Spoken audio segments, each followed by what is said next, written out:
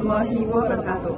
Halo, selamat pagi. Kembali lagi bersama kami. Saya Amalia Kusmawadani dan rekan saya Alvina Zora dalam Liputan 24. Pada kesempatan ini kami akan membahas satu bahasan yang sangat penting. Ya, topik yang akan kami bawakan pada kali ini adalah hubungan konsuler dalam Konvensi Wina 1963 dan peran hubungan konsuler dalam penanganan kasus Renat Sinaga. Langsung saja kita masuk pada topik yang pertama, yaitu hubungan konsuler dalam Konvensi Wina 1963. Selamat menikmati.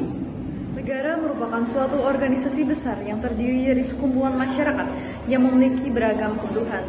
Setiap negara mempunyai kepentingan masing-masing, yang terkadang kepentingan tersebut tidak dapat dipenuhi oleh negara itu sendiri. Maka dari itu, negara harus bekerja sama dan berhubungan dengan negara lain agar terpenuhi kebutuhan para masyarakat. Negara-negara dalam pengadaan hubungan konsuler antara rakyat-rakyat telah diadakan sejak dahulu kala, sebagaimana maksud dan azas Piagam Perserikatan Bangsa-Bangsa tentang persamaan derajat negara-negara yang berdaulat, pemeliharaan perdamaian dan keamanan internasional, serta peningkatan hubungan persahabatan antar bangsa-bangsa. Setiap negara yang melakukan hubungan internasional dengan negara lain akan memberikan kekebalan dan keistimewaan kepada perwakilan dari negara asing di negaranya. Hal ini diperlukan guna mengembangkan hubungan persahabatan antar negara dan untuk menjamin tugas para pejabat diplomatik agar lebih efisien. Pengaturan hubungan konsuler dan perwakilan konsuler yang berkembang melalui tahap-tahap pertumbuhan hukum kebiasaan internasional dan baru dikodifikasi pada tahun 1963 yang dikenal dengan Konvensi Wina 1963 tentang hubungan konsuler. Konvensi tersebut menjadi dasar bagi negara-negara dalam melaksanakan hubungannya dengan negara lainnya di dunia, khususnya di bidang perdagangan atau keperdataan. Konvensi Wina tahun 1963 yang telah diratifikasi dan dieksekusi oleh 117 negara, 40 diantaranya telah menjadi pihak dalam protokol pilihan tentang kewajiban untuk menyelesaikan sengketa. Konvensi ini terdiri dari 79 pasal dan digolongkan dalam 5 bab, yaitu bab pertama, pasal 2 sampai dengan 27, antara lain mengenai cara-cara dalam mengadakan hubungan konsuler, termasuk tugas-tugas konsul. Bab kedua, pasal 28 sampai 57, berhubungan dengan kekebalan dan keistimewaan yang diberikan. Bab ketiga, pasal 58 sampai 67, berisi ketentuan-ketentuan mengenai lembaga konsul kehormatan termasuk kantornya. Bab keempat, pasal 69 sampai 73, berisi ketentuan-ketentuan umum, antara lain mengenai pelaksanaan tugas-tugas konsuler oleh perwakilan diplomatik, hubungan konvensi ini dengan persetujuan internasional lainnya, dan sebagainya. Bab kelima adalah mengenai ketentuan-ketentuan final, seperti penandatanganan, ratifikasi, dan aksesi, mulai berlakunya, dan lain-lain. Berdasarkan isi bab 2 Konvensi Wina 1963, disebutkan bahwa inviolability dan immunity yang diberikan kepada konsul mencakup diantaranya keistimewaan dan kekebalan terhadap diri pribadi, keluarga, kantor, agen, kediaman, dan lainnya yang menyangkut pelaksanaan misi konsuler. Gedung atau kantor perwakilan konsuler merupakan salah satu tempat yang wajib mendapatkan perlindungan serta keamanan yang khusus dan tidak boleh dimasuki oleh siapapun tanpa adanya izin dari kepala perwakilan. Setelah diadakannya konferensi diplomatik PBB mengenai hubungan-hubungan konsuler yang diselenggarakan di Wina pada 4 Maret sampai 22 April, menghasilkan Konvensi Wina 1963 tentang hubungan konsuler, yang berisikan ketentuan-ketentuan yang mencakup tugas serta fungsi sebuah perwakilan konsuler, yang kemudian menjadi acuan bagi negara-negara di dunia untuk melaksanakan hubungan konsuler. Ya, secara rinci, fungsi perwakilan konsuler disebutkan dalam pasal 5 Konvensi Wina 1963 tentang hubungan konsuler, yang secara garis besar, perwakilan konsuler memiliki fungsi yaitu melaksanakan usaha peningkatan hubungan dengan negara penerima di bidang perekonomian, perdagangan, perhubungan, dengan tujuan menciptakan tata ekonomi dunia dengan menggalakkan ekspor komoditas non-migas, promosi perdagangan, mengawasi pelayanan, pelaksanaan perjanjian perdagangan, dan lainnya. Kedua, bidang kebudayaan dan ilmu pengetahuan seperti tukar-menukar pelajar, mahasiswa, dan lainnya. Yang ketiga, melindungi kepentingan nasional negara dan warga negara yang berada dalam wilayah kerjanya, seperti menjadi pendamping atau kuasa hukum saat terdapat warga negara yang terlibat kasus pidana. Fungsi selanjutnya yaitu melaksanakan pengamatan, penilaian, dan pelaporan. Fungsi kelima yaitu melaksanakan urusan tata usaha, kepegawaian, keuangan, perlengkapan, dan urusan rumah tangga perwakilan konsuler, serta bertindak sebagai notaris, pencatat sipil guna menyelenggarakan fungsi administrasi lainnya. Serta fungsi yang terakhir adalah memberikan paspor dan dokumen perjalanan kepada warga pengirim dan visa atau dokumen kepada orang yang ingin mengunjungi negara pengirim. Fungsi dan ruang lingkup perwakilan konsuler tidak hanya semata-mata ditentukan oleh Konvensi Wina 1963, tetapi juga banyak ditentukan oleh perjanjian bilateral antara negara penerima dengan negara pengirim atau oleh hukum nasional dan instruksi-instruksi konsuler. Bahkan, fungsi-fungsi konsuler sering berubah-ubah sesuai dengan tempat kebutuhan dan guliran waktu, sehingga ketentuan tentang fungsi konsuler yang terjabar pada Konvensi Wina 1963 pasal 5 tersebut bukan merupakan ketentuan yang universal dan terlengkap.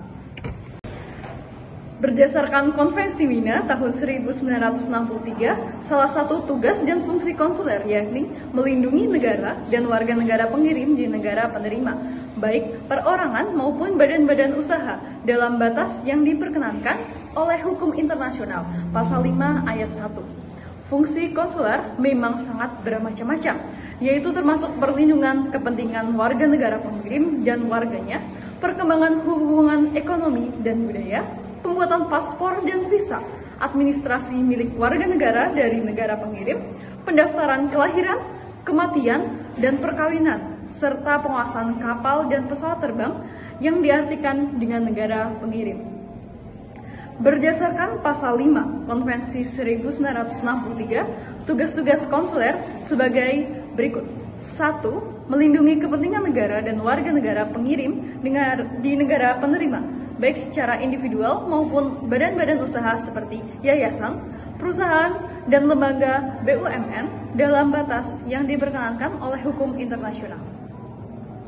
Pasal 36 ayat 2 Konvensi Wina 1963 tentang hubungan konsuler menyatakan bahwa untuk mempermudah dan memperlancar tugas perwakilan konsuler, the competent authorities of the receiving state shall inform the consular post of the sending state if within its consular district a national of that state is arrested or committed to prison or to custody, pending trial or is detained in any other manner. The consular post by the person arrested in prison, custody, or detention shall be forwarded by the state authorities without delay. Bahwa apabila dikehendaki oleh pejabat konsuler, maka instansi-instansi yang berwenang di negara penerima harus memberitahukan kepada perwakilan konsuler dari negara pengirim secepatnya apabila di wilayah konsulernya ada seorang WNI negara pengirim ditangkap atau dimasukkan penjara atau diletakkan di bawah pengawasan menunggu sampai diadili atau dengan suatu cara lain ditahan oleh negara penerima. Banyak di antara contoh kasus hubungan konsuler. Salah satunya adalah topik yang sedang menjadi buah bibir sebagian besar masyarakat dunia, khususnya bagi Indonesia dan juga Inggris, yaitu tentang kasus Reinhard Sinaga. Pembahasan ini akan dibahas langsung oleh rekan kami, Asma Putri Salsabila. Terima kasih rekan Amalia dan Zora di studio. Reinhard adalah seorang warga negara Indonesia yang dijatuhi hukuman seumur hidup karena telah terbukti memperkosa lebih dari 150 orang. Dalam menjalani proses hukum di Inggris, perwakilan pemerintah Indonesia di London memastikan bahwa Reinhard Sinaga telah mendapatkan perlindungan hukum sesuai dengan aturan yang berlaku di Inggris. Pejabat perwakilan konsuler Kedutaan Besar Republik Indonesia di London, Muhammad Jaki Nur Hasya, menjelaskan bahwa pihaknya telah memfasilitasi pertemuan Reinhard dengan keluarganya serta berkomunikasi dengan pengacara dan memastikan pengadilan berlangsung adil. Pemerintah memiliki tanggung jawab untuk melindungi WNI yang ada di luar negeri. Hal ini sudah ditegaskan dalam pasal 19B UU nomor 37 tahun 1999 tentang hubungan luar negeri. Untuk melaksanakan amanat UU tersebut, pemerintah Indonesia menempatkan perwakilannya di luar negeri dan membuka perwakilan konsuler di berbagai negara di dunia. Dalam konteks hukum internasional, Konvensi Wina 1963 menjadi acuan dalam mengatur hubungan konsuler antar negara. Konvensi tersebut menyediakan mekanisme pemberian bantuan konsuler dan akses bagi setiap negara untuk membantu warga negaranya yang membutuhkan pendampingan. Dalam pemberian bantuan hukum, konvensi tersebut mewajibkan negara untuk mewakili atau menunjuk pengacara yang tepat untuk warganya dalam menghadapi persidangan dengan tujuan agar mereka memperoleh perlakuan yang adil dan hak-haknya juga dilindungi. Namun, sebelum memberikan pendampingan keluarga negaranya yang terkena masalah hukum, negara asal berhak mendapat pemberitahuan dari pemerintah negara setempat. Di luar proses hukum yang berjalan, setiap negara juga berhak menggunakan jalur diplomasi untuk menyelesaikan kasus hukum. Salah satu mekanisme jalur diplomasi yang dapat digunakan adalah mekanisme konsultasi konsuler dengan negara di mana warganya menjalani proses hukum. Dari jalur diplomasi, putusan seumur hidup yang diberikan kepada Reinhardt masih menyisakan ruang untuk dikurangi. Namun, memang hal ini tidak mudah karena tergantung pemerintah Inggris memandang kasus Reinhardt ini di negaranya. Hal lainnya bergantung pada negosiasi antara pemerintah negara Indonesia dan pemerintah Inggris. Menggunakan jalur diplomasi merupakan salah satu langkah yang efektif untuk memberikan perlindungan kepada WNI yang terkena hukuman. Nasib Reinhardt pada akhirnya akan ditentukan berdasarkan kualitas dari hubungan diplomatik Indonesia dan Inggris. Sekian live report yang dapat saya sampaikan. Saya kembalikan kepada rekan di studio. Terima kasih atas pembahasannya, rekan Asma Putri Salsabila. Sekian pembahasan pada hari ini. Terima kasih dan sampai jumpa.